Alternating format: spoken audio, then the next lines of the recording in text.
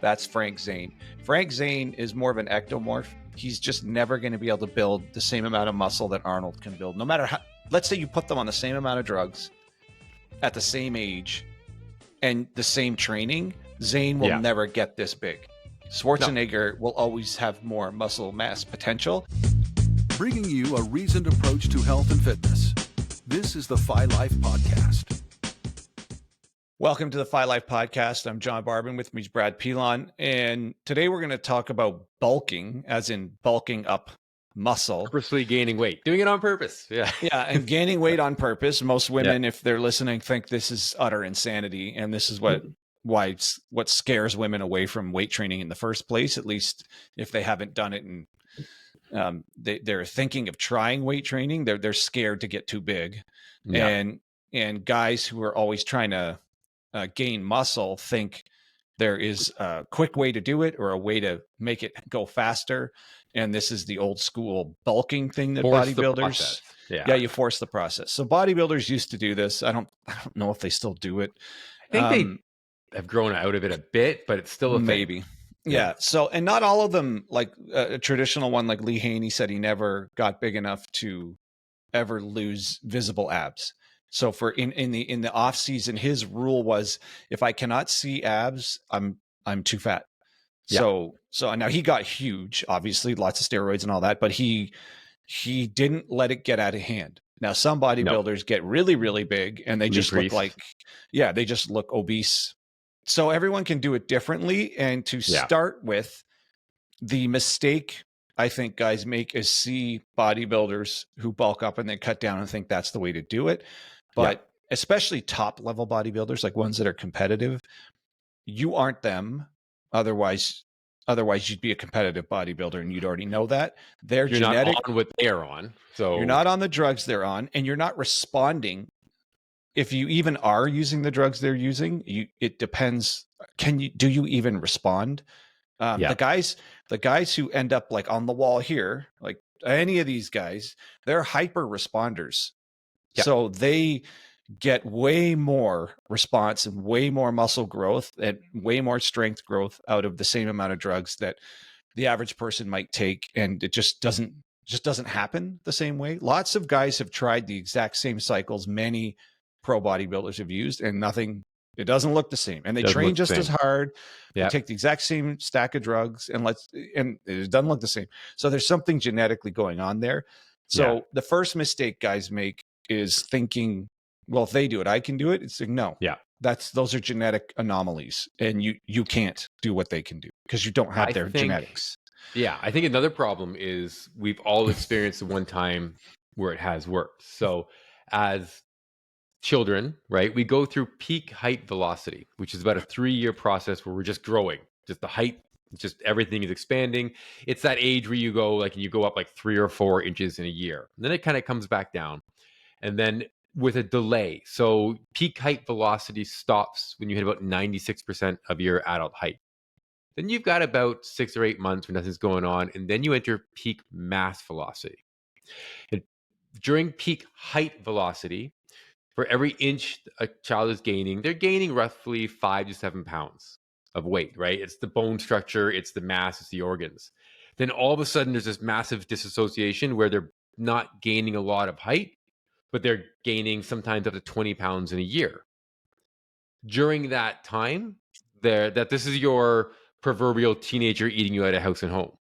So you experience that almost that feel of bulking, right? Everything you put in your mouth is just building you up bigger, but it's not obesity promoting. You're just turning in from a child's build to an adult's build.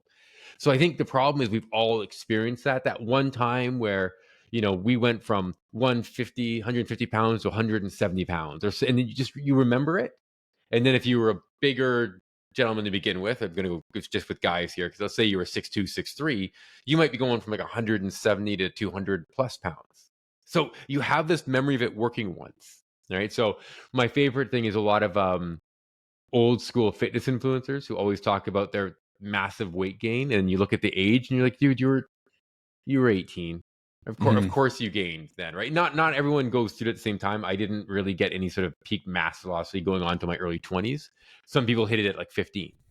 but we all experienced it that one time, and then we try to recreate it, and we can't figure out why it didn't work. Right? So, yeah, because we're not in that phase. And if you were actually already weight training during those formative years, oh, it's beautiful. Yeah, I think you get an extra bump. I mean, you're going to be quote unquote filling out and becoming an adult anyways. And you're directing it now, which is even better. And then if you're directing it with weights, I still maintain that there's a long-term benefit from weight training early in life, especially through that growth phase. I think you gain more muscle that sustains over time versus people who started weight training after that growth phase was over. Not only do I agree, I'm going to tangent on you.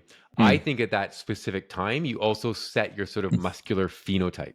So for instance, our generation, it was like a chest, bis, and tris every day during that time, right? So we have a lot of guys who just maintain those sort of larger arms. But if you didn't train legs and you naturally did not have very large legs during that time, you're forever playing catch up on that. So I think there's some level of phenotype set up. So like the sport you played or the exercises that you and your friends just happen to do, or maybe you did with your coach or your dad or mom, whatever case maybe, it kind of sets a weird sort of phenotype. But I do think that's sort of a magic time where, to your point, not only are you growing, but if you're weight training, you're growing and you're directing it. You're like, this works. Like I ate a lot last night and I swear I'm bigger today.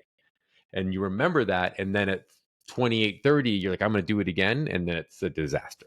No. Horrible. Yeah. And on that note, there's another, I think, mistake guys make, thinking that they can bulk up or thinking they can gain more total muscle mass than their body ever will gain. So the total amount of muscle any given person can gain is genetically determined in the absence of anabolics. So in the absence of excess anabolic drugs. And even with anabolic drugs, there's still a limit. We'll refer to our charts again here. So that's Schwarzenegger. That's Frank Zane. Frank Zane is more of an ectomorph. He's just never going to be able to build the same amount of muscle that Arnold can build. No matter how, let's say you put them on the same amount of drugs at the same age and the same training, Zane will never get this big. Schwarzenegger will always have more muscle mass potential.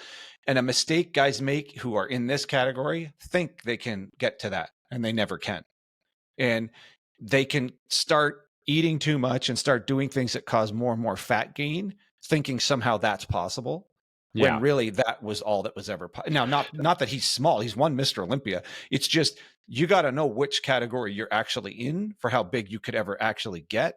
And if you're chasing a size that your body just cannot sustain, you could spend a lot of time carrying a lot of extra fat with this thought, thinking, oh, but I can get there. I can get there if I just train a little bit hard. Even with drugs, I can get there. It's like, no, you can't. Your body just cannot get that big. No, you can actually, I'm forgetting the gentleman's name. We'll put it in the comments below. But there are people doing research who are finding almost a direct linear relationship between bone density and bone breadth and the maximum amount of lean mass that frame can carry without steroids pushing it over. And the interesting thing is steroids also, when they push that muscle mass over, also increase the bone density mostly. But you can kind of do this, like there is you've got scaffolding, you've got a frame, and it has a maximum it can carry before, I think if you push it past that, then you start running into some problems biomechanically. Another problem we run into, put the pen down, is personal trainers. Because when you're dealing with a client who wants to build muscle, the easiest thing you can do, rather than taking all their circumferences and then measuring like 1/4 inch improvements, is just get them to gain weight. And they'll see a visible biofeedback. They'll step on a scale. They'll be 3 pounds up. My trainer is great. But really all they're doing is overfeeding you, knowing that the first 3, 5, 6, 7, 8 pounds isn't going to be that visible. It's not going to really spill over into like noticeable body fat. Or they convince you that you have to gain body fat in order to gain muscle, and their job is ridiculously easy, right? They just you even purposely are now gaining fat, thinking you're gaining muscle. But as long as you're not doing a DEXA or even a bod pod, you have no idea what's going on underneath that fat, and so it looks like you're getting results. And you and I both know from experience that when they cut down, it's almost the exact same weight they started at. Yeah, and your t-shirts will your Oh, you feel t-shirts will so good. it'll Yeah. fit tighter here, and this will Yeah. all feel a little bit bigger, T-shirt and bigs. Beautiful. yeah, you'll be shirt on big, but shirt off, Yes. you're not going to like it. Yeah. And to Brad's point, if you kind of fall for that concept and then you do the cut down to reveal the muscle you built, in reality, you probably built a pound or two of muscle, gained 10, 20 pounds of fat. You strip the fat off and you're kind of back to where you didn't need to do any of that, because all you were ever going to gain was a couple of pounds of muscle in that time frame. The other thing guys can't wrap their head around, and it's instructive for women to understand too, muscle takes a long time to build, like a long time to build. Yeah. And we're talking on the order of years to see a few pounds gain. Again, no matter where you are on the spectrum, or no matter how tall you are, ectomorph, mesomorph, endomorph, it just doesn't grow that fast. Nope. And there's no way to really speed it up. Yes, with anabolic drugs, you can speed it up to some degree. But even if you watch interviews with the old Olympia competitors, they're impressed if they can gain 5 pounds in a year. Oh yeah, on a ton of anabolics. Now that's after they've developed like quite a bit, but even for them, 5 pounds a year is a win. So if anybody's thinking they're doing something like that without a massive amount of anabolics, like who are you kidding? You and I have the rule of sevens, right? Is that it take an average person and they gain 7 pounds of lean mass, and it's mostly skeletal. They'll look like someone who works out. Another 7 pounds, and they look like an influencer. Like it's these very small. Think about what 7 pounds is in terms of a steak. It's not that much, but it can drastically change the way you look. So outside of that peak mass velocity that you hit with that very first time, a 30-pound gain in lean mass in just about anyone, unless you're 6'9", would be mind-blowingly, people would not recognize you on the street big, right? And 7 to 14 pounds is unbelievably impressive. And you don't normally do that in 8 to 10 weeks. And again, unless you're 17, 18, 19, 20-year-old male, right? So it's slow. And I don't think the rate limiting step for most people is rarely the amount of calories being shoved into your body, right? Might be protein, but more than likely it's a combo of the volume, intensity, and frequency of your workouts, which we can get into in a completely different podcast. But rarely has it ever been, I'm just not shoving enough food into my system, no matter what people say. Now, there are situations where people do need more food, especially, again, dealing with young athletes, right? Sometimes you're like, you just need to eat more. Like this is MMA fighters who are training 4 to 5 hours a day. Obviously, you need more. Your friend who's an accountant who's just trying to get back into training probably doesn't need to just jump up to 5,000 calories a day to gain mass, right? No. So maybe increase the protein, but that's it. Yeah, there's all kinds of confounding variables that skew our perception of how this even works.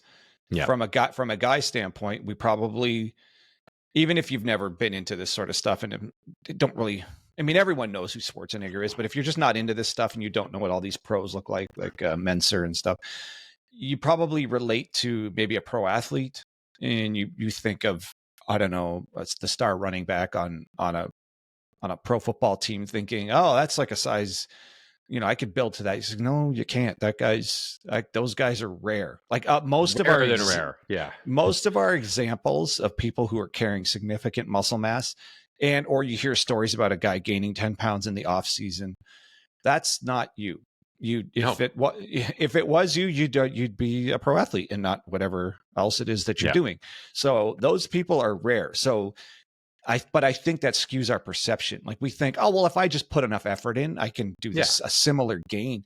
But again, there's a genetic potential. Everyone has a specific genetic potential. So if you just leveled out even drug use, let's say everyone's on the same amount of drugs. Everyone was on the same amount of exercise effort, exercise frequency, volume, all of that stuff. Everyone's going to get a different response. Yep. And most pro athletes or pro bodybuilders or anybody who's like there's strength and size involved in what they do as far as a sport, they probably got there because they were genetically superior and responded really, really well. And they enjoyed the sport because they were a good fit for it.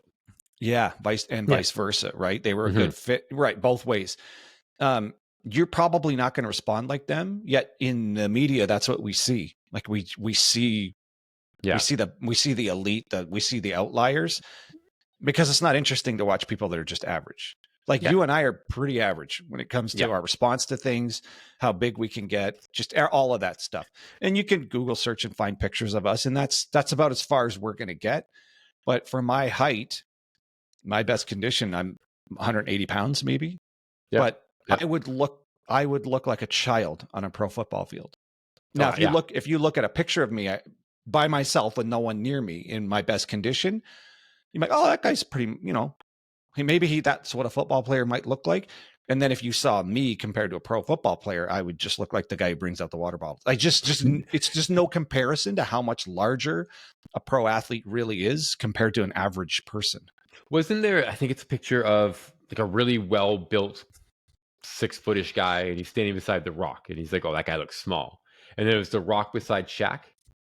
And you're like, oh, geez, The Rock looks small, right? And so it's all relative. I mean, yeah. So had Shaq decided not to go into make, multiple millions of dollars playing basketball and instead wanted to be a bodybuilder, it would have been entirely different story. It's just, he's a massive person who can probably put on muscle. But I couldn't do all the things The Rock does for 3 years and look anywhere close to The Rock, right? It's just, but in terms of bulking, so yeah, it's, the downfall of it is if you do try it, which John and I both have, I found, so I bulked up to 217 pounds on a just force feeding diet, just unbelievable force feeding.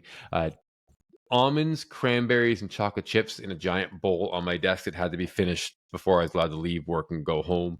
Multiple meals. We used to do, this is back in the early 2000s. So the big supplements of the day were like Muscle Tech had a Mesotech meal replacement and a Cell Tech creatine product. The Cell Tech was 75 grams of sugar, 10 grams of creatine. And the Meso, don't quote me on everything, was like a 40 grams of protein, 40 grams of carbs. I used to mix them together, right? And do that 3 times. Like it was just as much calories you can get in, up to 217. I started at 170, had access to a bod pod, right? So I knew my lean mass, and I built myself all the way up from about 170 pounds, all up to 217. We stayed there for a while. At 5'10".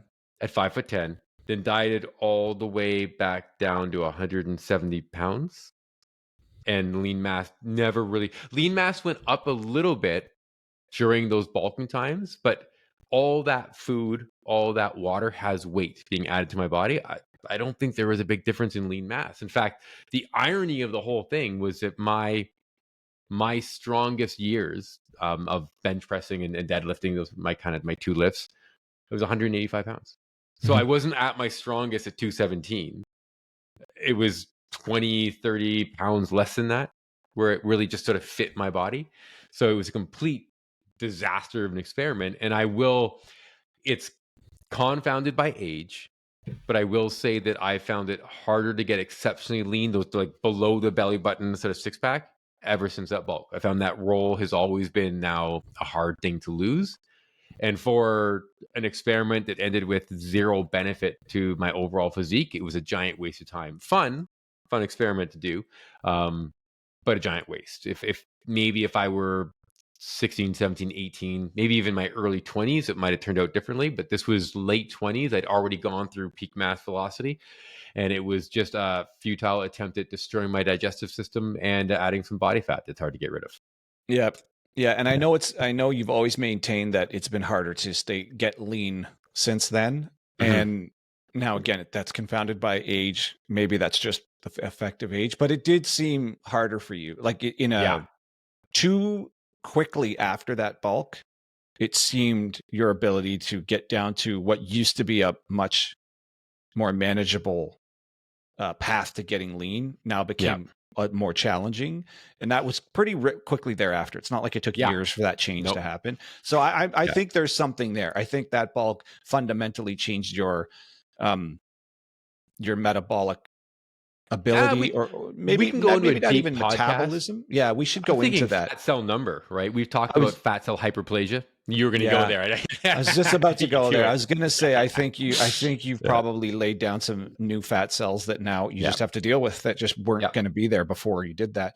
Now, and I'll caveat this: you also did not use any anabolics. So that was just bulking. It's not like you had the Dude, aid almonds, of, cranberries, and chocolate chips. no, there was, and creatine unlimited. At the time, we had unlimited access to supplements, but We did. but you didn't have any. You didn't use steroids. You didn't use any other anabolics. So that was just a straight raw try at it. And I did a bulked up to about 250-ish pounds. Yeah. Now I was using anabolics. I had nothing super fancy, just testosterone, but you know, I think my top was 600 milligrams a week for a little while. And which is, you know, for some guys, that's just, you're just dabbling. That's not a lot, but if anyone who knows numbers, that's a lot. Like you're going to get quite a ways with that, just that much. Right. And same thing though, I got really big, really strong. And ever since, it's been hard to get as lean as I would hope to. And we can never prove this, but we think there is some residual muscle mass that might have stuck around after that. But it's hard to say because my best conditioning is kind of right back down to the same size as I was before all of that. Yeah. Like at the end of high school, I was 170 something. Midway through university, before I tried any anabolics, I made it to maybe 190 in decent shape. But my best conditioning, I'm 180. 190, yeah, 180, 190. Well, no. When it's worth a photo shoot, I'm all the way back down to 180, upper 170s. Yeah. So compared to I'm just slightly above my high school weight when I'm in my best condition. So it's hard to know. It's hard to know because whenever I was ever using any steroids in college, I never took a photo shoot to know what it would have looked like, but I was never in that good a condition. I was just kind of always sort of big and bulky. You look a bouncer. You always look like a bouncer. just bouncer body, right? So it's with or without steroids, in our experience, bulking was just a straight negative as far as laying down extra body fat that now we're constantly dealing with. Even if it's just the excess fat cells that were likely produced, it's just that much harder to get to drain them, as it were, when you're losing weight, and they're kind of always there and they're always available now. So any which way you slice it, bulking just didn't work. No. And I don't think it's worth doing for anybody. And you just have to accept the fact that if gaining muscle mass is your goal, it's slow. It's a slow process, and you have to just sort of roll with it, and you have to adjust your expectations to the idea that a true gain of 10-ish, 12-ish pounds for the average size guy of actual muscle mass is massive. And huge. And if you do that, it's going to big. A 10 or 12 pound actual gain of muscle mass is going to look like what you think 30 pounds is. Especially if you're lean. Yeah. If you're lean. Yeah. So taking it to a practical advice, what I tell like the young athletes I work with is they don't need a six pack all the time, obviously. So what I tell them is these guys again are young and they're sort of that elite cusp of athlete is just eat as much as you can without gaining fat. So it's bulking but not bulking, right? It's just eating enough to support everything you're doing. But if the fat mass starts going up, we measure, then cut the calories back. That's it, right? So eat as much as you can to support your activities, right? So I don't want them kind of constantly in a deficit all the time. And I think that's good advice for anybody who's trying to build muscle, right? Is you just kind of track it. That's why we really recommend people track their waist circumference, especially if you're not growing in height anymore. Then you know. So if you're upping your calories, you're feeling great, you've got energy in the gym, everything's going well, and your waist is kind of hovering around the same area, you're doing well. Going up by 1/4 inch, you're okay. 1/2 inch, you're okay. 1.5 inches sort of area, like, okay, dial it back. You went over, right? Either your activity had gone down, something's going on, and you just balance it that way. So you're always trying to, food's awesome, so eat as much as you can without gaining weight or body fat, right? Just don't gain body fat, assuming that somehow that's the magic that causes the gains in muscle. And it, again, some people will tell you it did work for them, and I guarantee you, if you kind of pick their brain at it, they're like, yeah, it's back when I was 22, or, you know, it's that peak mass velocity period of time where you're naturally on massive amounts of steroids, right? Because it's just, you're just at that age where it's just pumping through you. So outside of that small window in life, it's just gaining fat for the purpose of gaining fat, and you're not really gaining the muscle you thought you were. Yeah, and you're gonna regret it later in life. You're gonna regret it dealing with it, and it actually didn't even help you gain muscle. Yeah. Yeah. All right. I think it's a good place to leave that one for today. Absolutely. All right. So for Brad Pilon, I'm John Barban, and that's your Phi Life Podcast.